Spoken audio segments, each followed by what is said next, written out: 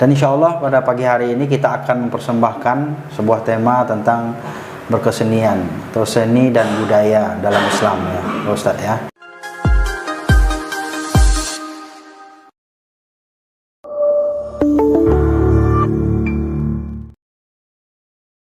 Bismillahirrahmanirrahim. Assalamualaikum warahmatullahi wabarakatuh.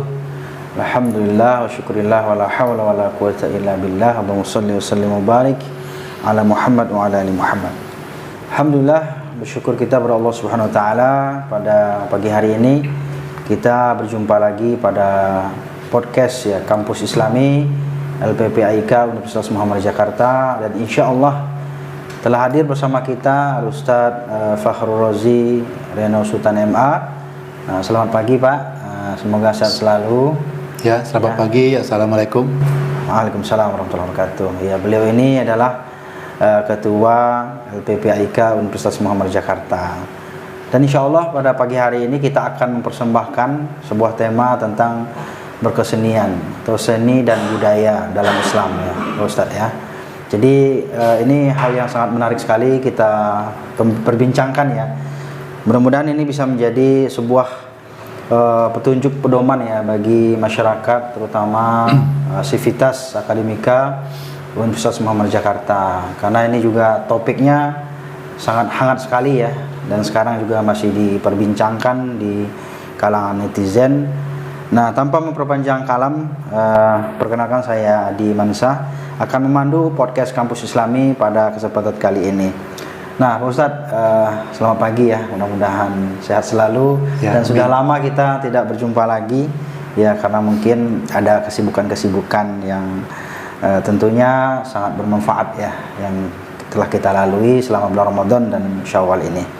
Nah, Pak Ustadz, kita akan seni dan budaya ya. Mungkin sebelumnya bisa dipersembahkan apa itu seni dan budaya ini, secara Islami, mungkin itu secara umum.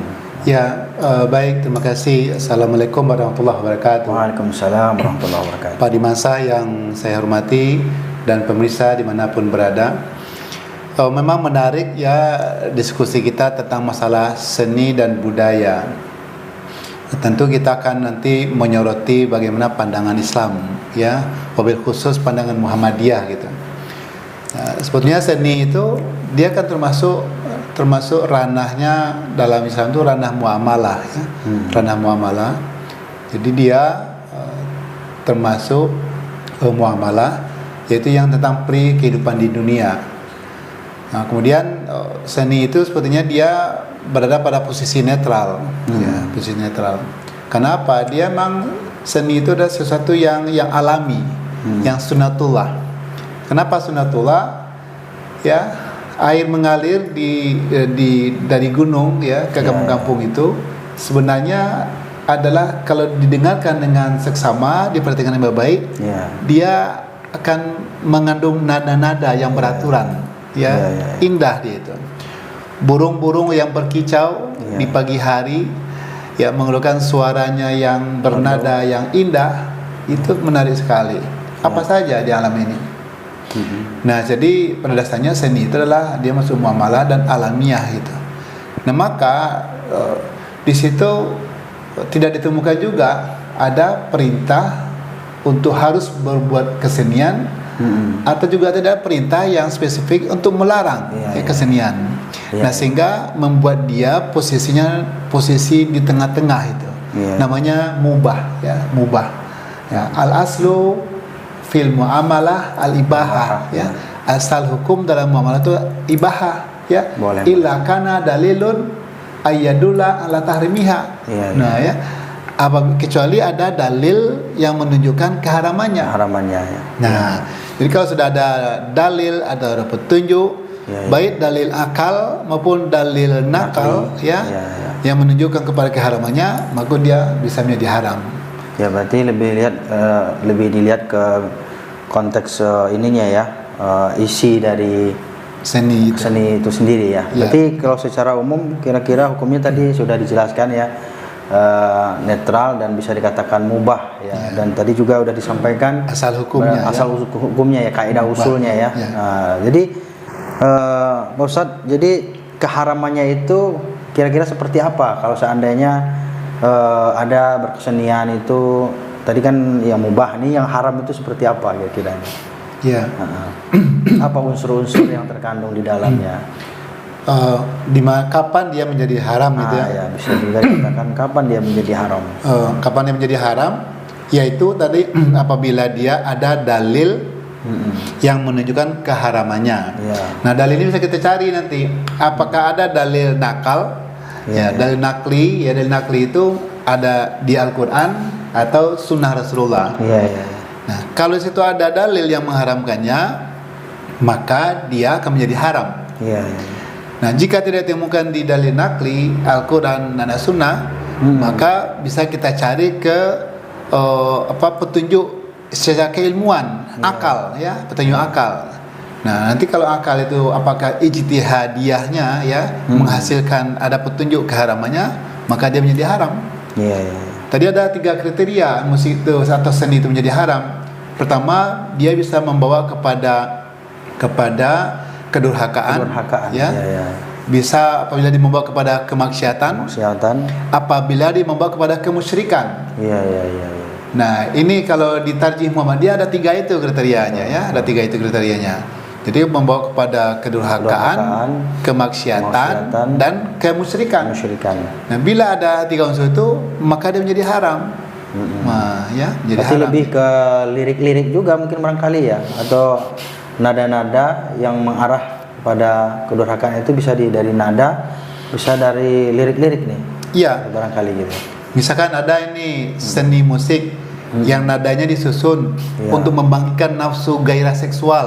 Iya. Nah, jadi nada yang disusun secara beraturan itu ya untuk merangsang gairah seksual seseorang, maka itu namanya membawa kepada kemaksiatan.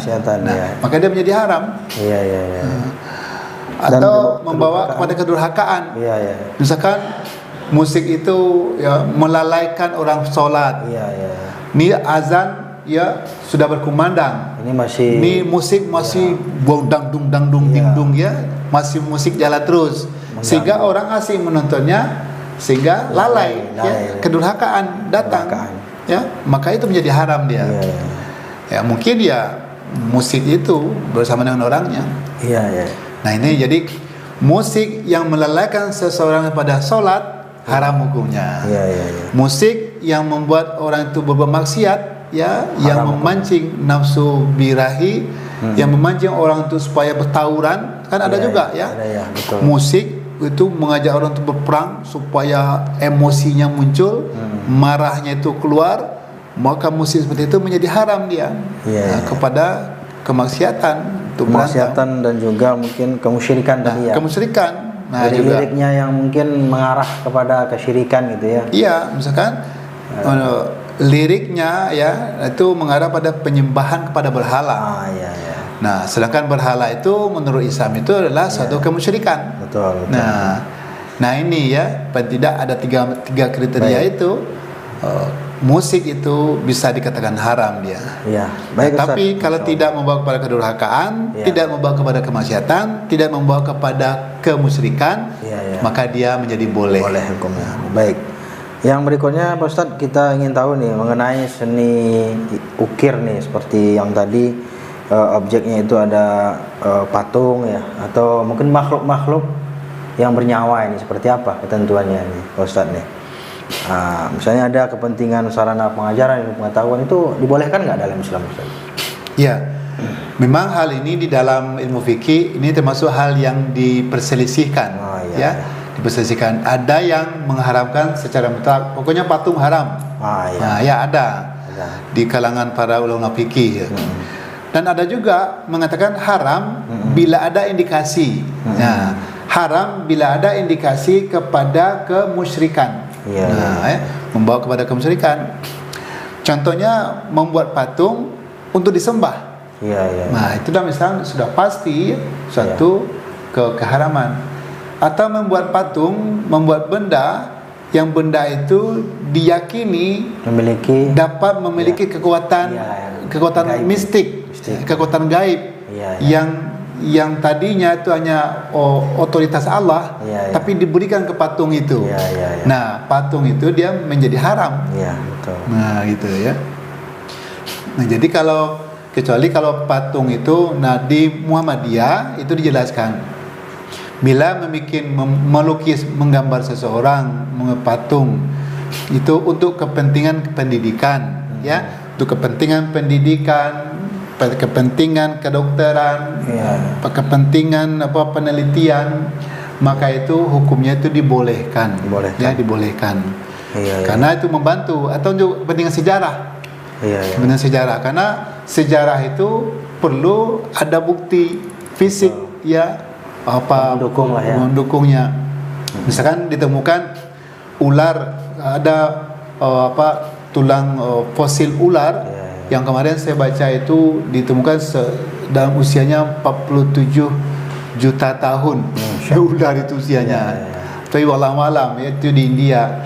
Nah, kemudian dia mencoba membayangkan ular itu seperti apa besarnya, kalau diilustrasikan, dilukis. Nah, ini untuk membantu pengungkapan fakta-fakta sejarah. Nah, ini kegunaannya adalah untuk ilmu pengetahuan. Nah, seperti itu dibolehkan. Iya. Insyaallah. Ini kalau kita melihat tadi sesuatu yang mengandung kesyirikan atau mengarah ke durhakaan. Bagaimana dengan koleksi-koleksi, misalnya ada itu di rumah-rumah, bahkan dia orang Islam, tapi di rumah ada patung harimau, patung mungkin singa dan segala macamnya gitu. Ini kan jadiin seni atau sebuah pajangan gitu ya. Apa dibolehkan nggak itu, Ustaz? Termasuk ini yang dilarang juga barangkali ya. Ya, tadi diperselisihkan ya, ada yang menghargai secara mutlak. Kemudian ada yang membolehkan dengan tujuan tadi kan, kepentingan-kepentingan tertentu. Nah, saya kira akan lebih bijak kita untuk memenuhi kelonggaran ya, untuk kepentingan tertentu tadi. Jadi untuk kelonggaran dari segi tujuan penelitian, untuk pendidikan, untuk kedokteran. Nah, cuma bagaimana kalau di rumah, ya menurut saya ya kurang bijak juga. Kalau binatang itu yang dia dibunuh, ya hanya untuk hiasan di rumah bagi kita. Itu sungguh tidak bijak. Padahal hewan-hewan itu dilarang dibunuh kecuali kalau dia membahayakan kepada manusia. Dilarang membunuhnya kecuali dia bisa untuk dikonsumsi, dimakan oleh manusia. Nah, hanya itu boleh. Kalau untuk dia dibunuh, dia untuk kita pajang di rumah, koleksi, itu pajangan naif. Menurut saya itu termasuk kepada melakukan zahar al-fasadu fil barri wal bahri bima kasabat aidinas. Jadi dia merusak ekosistem, merusak lingkungan hidup. Dan menurut saya itu tidak baik. Ya, tidak baik. Dan bisa jadi hukumnya haram ya, karena itu merusak tadi. Iya, merusak alam, ekosistem alam. Kalau orang berburu, semua diburu untuk kepentingan perhiasan, semua orang butuh itu, keindahan. Nah, cuma kalau lukisan itu kalau tidak membawa kepada kemaksiatan, tidak membawa kepada kedurhakaan dan kemusyrikan, maka itu dikatakan dibolehkan ya. Berarti termasuk kemaksiatan itu foto-foto atau lukisan yang memang dengan istilahnya itu ya. Ya, tujuan yang tuh ada pornografi gitu ya. Tentu itu kemaksiatan itu. Ada masuk kedurhakaan itu mungkin penistaan kepada nilai-nilai suci agama. Tidak boleh itu. Karena itu sering juga terjadi ya. Karikatur misalnya dibuat ya bertujuan untuk menistakan nabi misalnya gitu ya. Ada juga orang membuat kemusyrikan, orang ada patung dewa. Bagi agama tertentu itu tuhannya. Tapi kita di rumah itu tidak bijak. Tidak bijak itu. Ya. Justru itu patung untuk disembah orang. Termasuk itu kemusyrikan itu. Baik Ustaz, Masya Allah, ini luar biasa ya pembahasan tentang seni budaya. Kita udah simak juga tadi masalah hukumnya bagaimana, dan kemudian juga kategorinya itu diharamkan itu seperti apa ya. Ada di situ kedurhakaan, kemaksiatan, kemusyrikan, dan juga tadi indikatornya ada beberapa hal yang memang dibolehkan dalam Islam. Jadi ini sudah sangat jelas bagi kita ya, terutama di kampus kita tercinta Universitas Muhammad Jakarta. Bagaimana kita berkesenian ya, dan baik itu seni lukis ya, patung dan segala macamnya itu sudah dijabarkan tadi.